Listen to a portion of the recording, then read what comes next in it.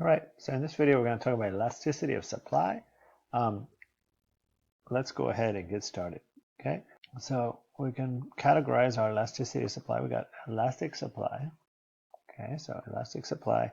I'll just draw a kind of an average example that's not too extreme. So if this is $4, this is say $5. Suppose this goes up to 500. Okay, then that's elastic supply. If you do the calculation, the percentage change at the bottom is bigger than the percentage change of the price, and so this ends up being elastic supply. There's an extreme case. The extreme case of elastic supply is perfectly elastic supply. And perfectly elastic supply, it looks like this. It's just flat. And what that means is they're willing to supply that amount, and this is elasticity. We don't need in this one, we don't need to use the absolute values because so this means the elasticity is infinite. What it really means is this supply that amount, any quantity. They don't care what quantity is.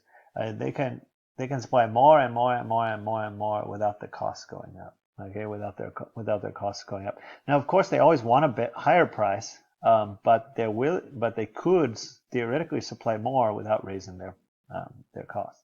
So let's say elastic supply is when the elasticity for supply is greater than 1. Okay, so the change in quantity that is relatively large in percentage terms compared to the change in price. Okay, now we can also have unit elastic. Okay, so unit elastic is elasticity of supply equals to 1. So this just means a 1% change in the price will cause a 1% change in the quantity they're willing to supply. Okay, so this is 1 for 1. And then finally we get to inelastic. So inelastic is this is going to be between 0 and 1. Okay, it's going to be between 0 and 1. So just to sketch a quick graph, our inelastic case could be something like this. Supply curve could be something like this. And so when we raise our price from 4 to 5, our quantity goes from 100, okay? And so it's going to be inelastic because the change in quantity is relatively small. You're changing by 10 compared to a little over 100, so it's like a little bit less than 10% change. And going from 4 to 5 is close to 25% change, right? So the price change is bigger than the quantity percentage change. Now the extreme case, and this one is actually quite common to see, is perfectly inelastic. Now, perfectly not so much, but this very inelastic case is actually often used in example problems. So this one has elastic supply is 0.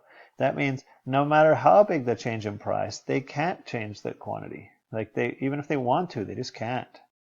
So this is your supply curve. It's vertical, right? So you got a vertical supply curve. So saying, well, even if the price goes down by 50, they'll still supply the same. The supply just is what it is. And usually this perfectly inelastic case is used for things that just they can't make more of, right? They're some kind of rare fixed resource that just can't make more of, or that's very difficult to make more of in the short run. One common example, which I gave in the notes, would be the art of an artist that has passed away, right? So unless they discover another painting or something, they can't just create real, authentic works from some person that is no longer alive. In music, actually, it's kind of interesting. In music, they've sort of managed to do that by taking things that they had recorded and just kind of resampling them and mixing them together in a way that makes new music, even though the person is no longer alive to actually make it. Anyways. Okay, let's do one last example here that is more realistic. So a more realistic example for a supply curve is actually going to be like this. Is when we're at a low capacity, we're going to have a big elasticity. And when we get to the high capacity, the elasticity is going to get smaller, right? So when we're down here, we're going to have big elasticity. Right? Going to be, so it's very elastic down here. Well, we can put here, very elastic. And that's because you're not using all the industry is not using all its capacity. So still, there's a bunch of, you're barely producing anything. You got a bunch in the short run. You got a bunch of resources that are there available to produce, and you could easily produce more, right? So like you got a bunch of restaurants empty. They have the chairs and they have all the stuff, but they just don't have customers. So if more customers came, they could easily produce more. It wouldn't be hard at all. Now, once you get to a high level, very high level of production, then we expect, at least in the short run, and this is all short run, we expect that elasticity will become low, become very inelastic. And that's because this is very inelastic. This is very inelastic, right? We expect it to become eventually up here. And that's because, let's say you make a bigger change in price. Okay, still. And that's because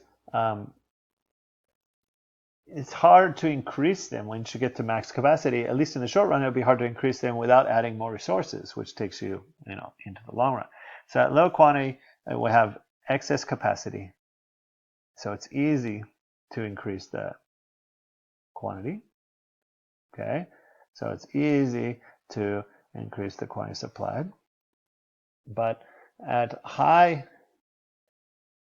high quantity, then you're near the max capacity currently. Not forever, but the current max capacity. And so it's difficult to increase the quantity supply. Okay.